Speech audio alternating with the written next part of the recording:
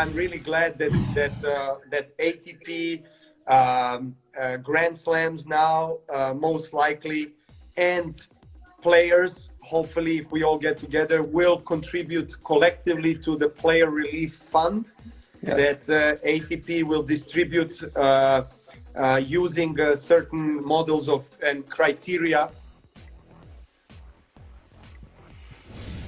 Everybody on the IG Live, you can see Lindsay Davenport there at 4 Eastern today. Novak Djokovic explaining to the world and Stan Wawrinka about his initiative to help to fund some players ranked 250 to 700. John, break this down a little bit more for us. Yeah, I thought this was really remarkable. I mean, initially, a lot of this relief was supposed to go to players in the top 250, and Novak said, wait a second, it's the guys under that who really need the help. I mean, I think most casual fans may not understand this, that Novak Djokovic will never interact with some of the players that he is assisting. I mean, this is like Brad Pitt raising funds for a dinner theater in Galena, Illinois.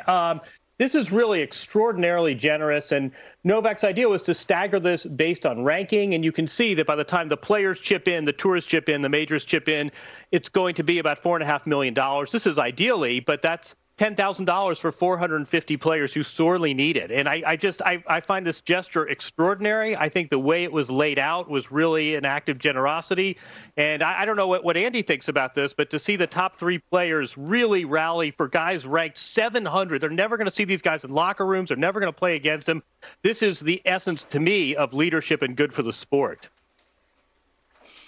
Yeah, John, I mean, it's just what makes us all proud to be associated with the game of tennis. And the best ideas are going to be strongest when told by the leaders of our game, on the court, off the court. And Novak, Roger, and Rafa have always done that.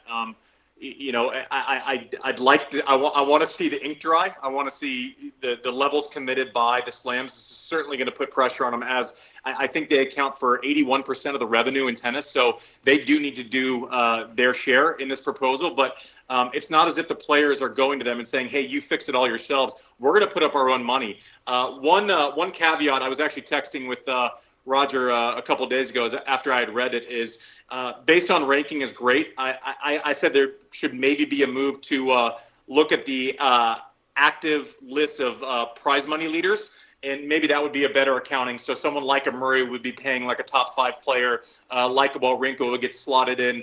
So I don't know what Andy Murray's ranked right now, but I don't think he has to actually pay in anything. I said I hope there's a lane for former players to get involved also. If there's a stress level for someone 80 to 100, I know there are a lot of former players who certainly benefited from being on tour for many, many years, and a lot of them are actually coaching the top players now. So I would hope that there would be a lane for former players to give if they chose to also. But all in all, John, just a great idea, and I hope it's able to get executed. Yeah, I think you raised a good point, too, that ranking doesn't necessarily track income. At the same time, we know this is a very top-heavy sport, and we know that the top players can make more with one endorsement than the player on the other side of the net can make in a year. So you can see how this is it's just a progressive tax, essentially. So the guys 1 through 5 are paying $30,000, and then it sort of goes down from that. I mean, I think Novak didn't say this in the letter, but I think it's assumed that this is a minimum. If you're Andy Murray and your ranking has you paying comparably less to what you've made in career earnings, I suspect you're more than entitled to pay more than that. But it strikes me as exceedingly fair. And again, Andy, I don't know about you. I'm just so struck by how deep this goes. These are players benefiting from this that Rafa and Roger and Novak are never going to face. This is really about the good of the sport. And this goes so many levels deeper than the guys they're going to run into in the locker room. Now, this is a great initiative by Novak Djokovic. But Andy does bring up a good point. Andy Murray, by the way, is ranked 129, so he wouldn't be paying anything at all. And then you've got a guy like Jack Sock, who's ranked in the 300s, but he's made more than $10 million in his career, who would actually be getting $10,000 from this. And you wonder, does he need that money? Andy, I want to move on to another subject with Novak Djokovic concerning the fact that he doesn't want to be forced to take a vaccination when tennis does return potentially after the coronavirus. What do you think of that? Well, I don't have to agree with someone's belief system to respect the fact that they have it. But the bottom line is it's not about whether or not he believes in vaccinations. It's what's safest to bring tennis back to the forefront on a global stage. And that is going to be with testing. That's going to be with a vaccination. That's going to let us get back to what we know as normal. So again, and Novak said this himself, I don't have to agree with his stance. He knows that he's going to have a decision to make. And, I'll be curious to see how deep his belief system runs if he's going to sit out Grand Slams because he doesn't want to take a vaccination shot. Yeah, already this seems to be sort of murkily reported, and it's unclear if maybe he was misquoted. I mean, today, unfortunately, Novak had such a great weekend with that strong message, and today it's like his reputation is going like oil futures today after that anti-vax. So maybe we should just pause a second, take a deep breath, see what he really meant. My point about all this, though, is never mind your personal beliefs. If the ATP is trying to reconstitute itself, and we're really going to have to figure out what tennis is going to look like, what any global business is going to look like in this post-corona world, if your number one employee is opposing vaccinations, that's really problematic. So I think this is something that maybe Novak wants to address. Maybe this is something the tour wants to address. Again, let's not talk about this in terms of personal beliefs. Let's talk about this just pragmatically. Is this something you can actually stand with if this tour is going to reconstitute itself? It's probably not what the ATP wanted to read about today, not what Andrea Gadenzi wanted to read today. But again, there already have been claims there was a misquote. So let's all take a deep breath and go to the horse's mouth, maybe give Novak a chance to restate this and clarify. Yeah, I actually don't think it matters what your world ranking is when this decision and the parameters of coming back to tennis is going to be decided by doctors, scientists, health officials. It's not going to be decided by we're not experts in this in this space.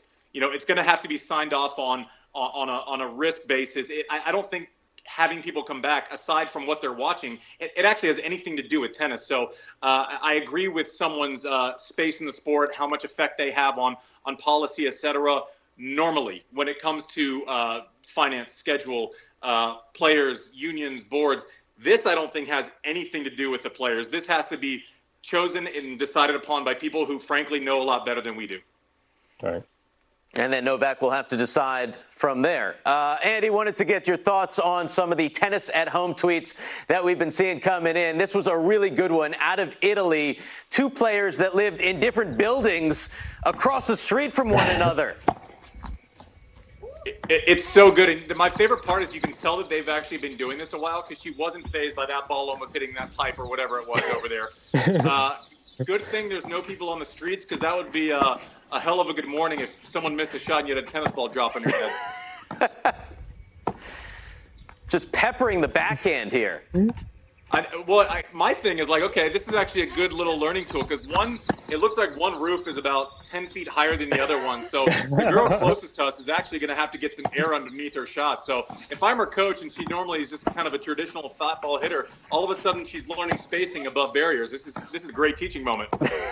Got to get that net clearance. Get high and deep.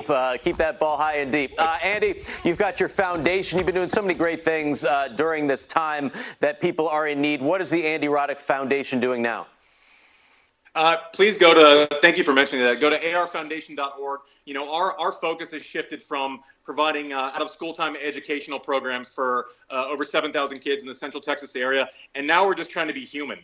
Some of our families don't qualify for the government grants. We're trying to almost play the role of government, whether it's food, rental relief, everything else. We do have an emergency fund. So we have actually Brian Stevens, our communications director, has redone our entire website so that it all focuses on what we're doing to combat COVID-19. So please visit arfoundation.org. We have an emergency fund. Frankly, we would love your money, and I promise you we'll put it to great use. We have a great team, and we're the people to do it. So thank you. You mentioned Brian Stevens as your outreach coordinator. I'll intern for that role, and I just want people to know that from literally the day you turned pro, philanthropy was one of your goals. You've always been one of the most generous players. Great to see you doing this, Andy, in retirement. For all the athletes that have foundations and you're never quite sure where the funds are going, you've always been extraordinary in this regard, and it's really heartening to see you still doing this. So credit to you, and credit to you for the last 20 years. Well, our team is great. I'm a small part of it, but I appreciate you, John. And Andy, of course, has been teaming up with Tennis Channel over the past few weeks with the Love All campaign, trying to get your stories. Post and share your favorite positive news during this difficult time. Use the hashtag LoveAll. Tweet at Andy Roddick, at Tennis Channel. And on Wednesday, Andy, you're going to show some new ones, right? Yeah, we actually just shot the digital clip, so it's in the can, as we say in the TV world. So I got to see the quick montage of last week's submissions. So cool. I guess we're dropping it on Wednesday, but the point of that is, Tennis Channel viewers, you are doing your job. You're providing the content. It is amazing, and I thank you for it. You got the TV lingo down and everything. Andy, it's been a pleasure. We will see you on Wednesday.